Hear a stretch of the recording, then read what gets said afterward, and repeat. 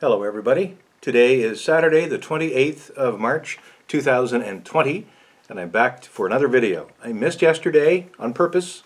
I had a lot of work to do. I had about 182 emails to clean up. I got all that done. I got a lot of them answered, a lot of work begun, a lot of work completed, handed off some things from my predecessor, and had a real good day. But I worked probably, I'd say 10 hours yesterday, instead of my 7.5 usual that I would normally work on a day-to-day rotation, which will come back. And I probably worked an hour and a half this morning because there's some software installs and things I had to do with my laptop. So it's all good. I'm just glad to be back in the groove and back at work. But one thing that did do was it took me out of the picture to make pictures for you on Friday. So I did not do that, but I pretty well forecast that I wouldn't have the chance to do that anyway. So I didn't.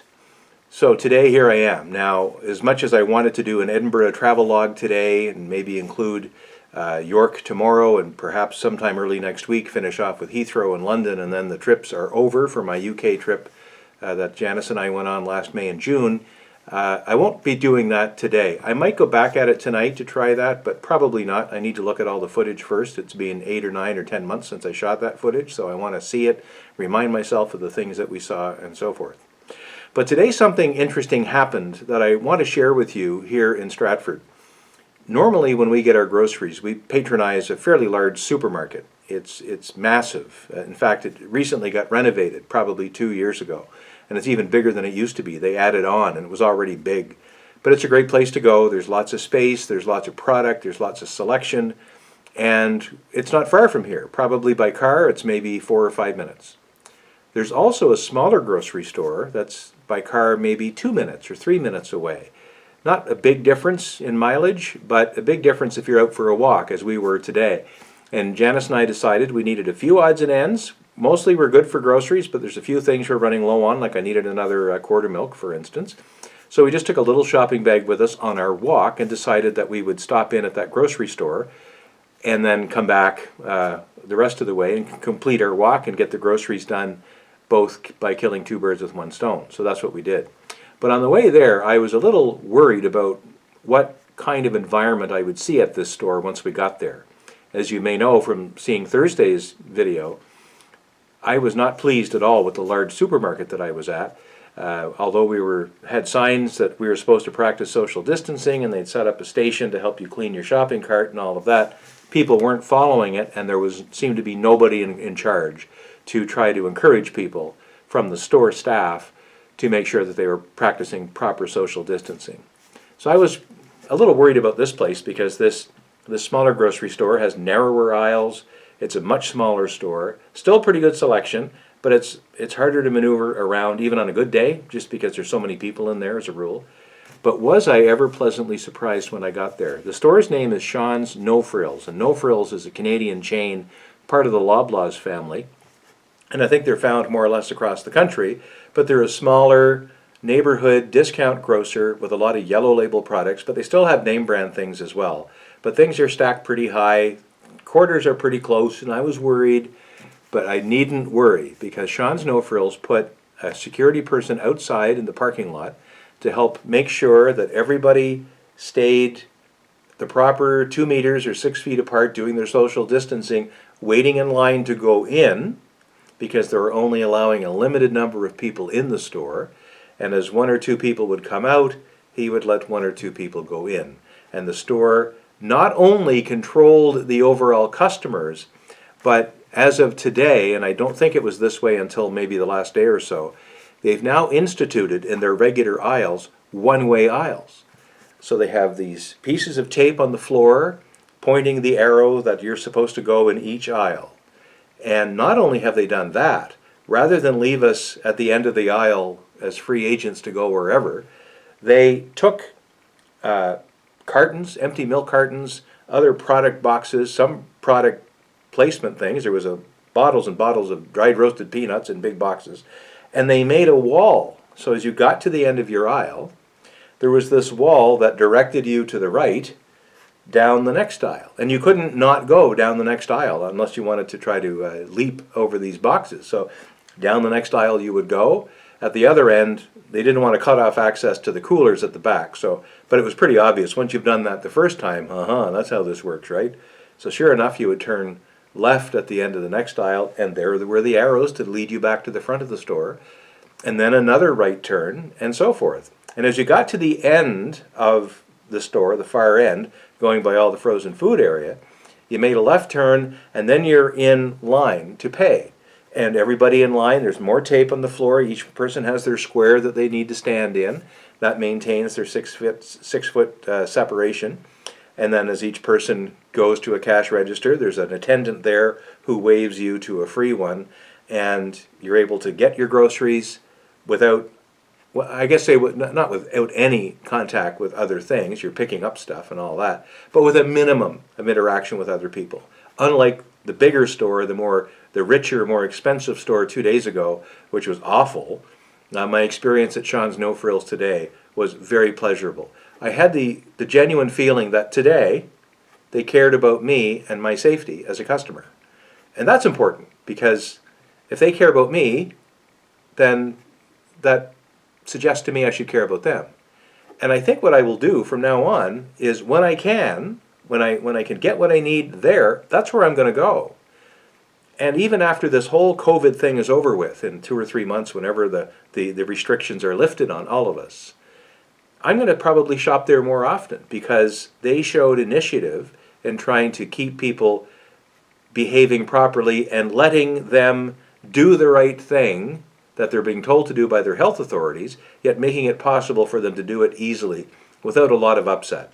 And now I saw on social media, in fact, I've used a bit of the Facebook image from Shawn's Facebook page, and I hope they don't mind that. I presume they won't, because I'm saying nice things about them.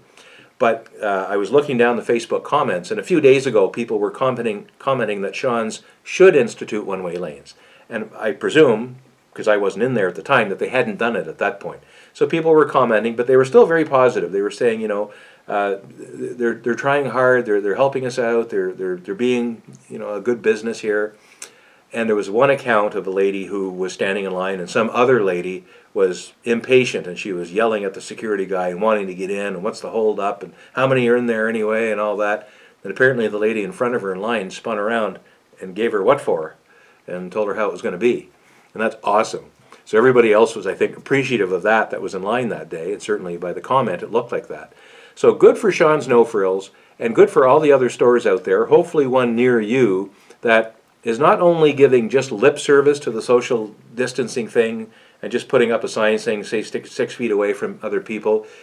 It's easy to say that, but it's a lot harder to do it, except when the store is actually helping you do it, by giving you one-way lanes. What I would do, and I guess the downside of a one-way lane is, I can't pass somebody and maintain my 6 feet. But it's a Saturday, and I've got nowhere to go, so what's the hurry? There was an elderly lady and a younger gal in front of me that they were shopping, probably for the mom, and she was going a little slower, and I only needed a couple of things, and I wanted to get in and get out. But I'm going to sit back 6 feet, or stand back 6 feet from them, and as I did, and eventually they went one way, and I could, at the coolers, and I could kind of sneak around the side and get on my way. It all worked out fine. So if everybody just stays 6 feet apart, you end up shopping at the speed of the slowest shopper. Oh dear. But you're not contacting nearly as much as you would if you were in this free-for-all type situation that I was in on Thursday. So good for Shawn's No Frills, and I'm just really excited that there's a place nearby where I feel a lot safer as a customer doing my shopping, and that's where I'm going to go more often from now on.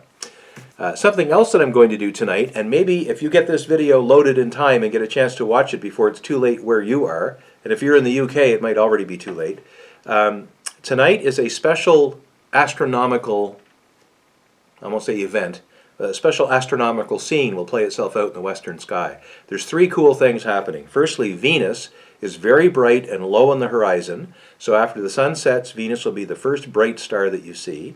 There's also a crescent moon, and there's the Pleiades, I don't pronounce it maybe the same way everybody does, the Pleiades star cluster that's often high in the sky in the summer, but this time of year it sets not too long after the sun. It's a little lower in the sky. And from what I've read online, Venus will actually be moving in front of this cluster of stars, which is called a conjunction.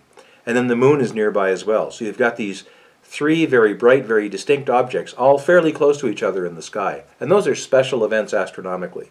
So if it's clear where you are, as it's going to be for us, step outside after sunset. Maybe give twilight a half an hour to get rid of it.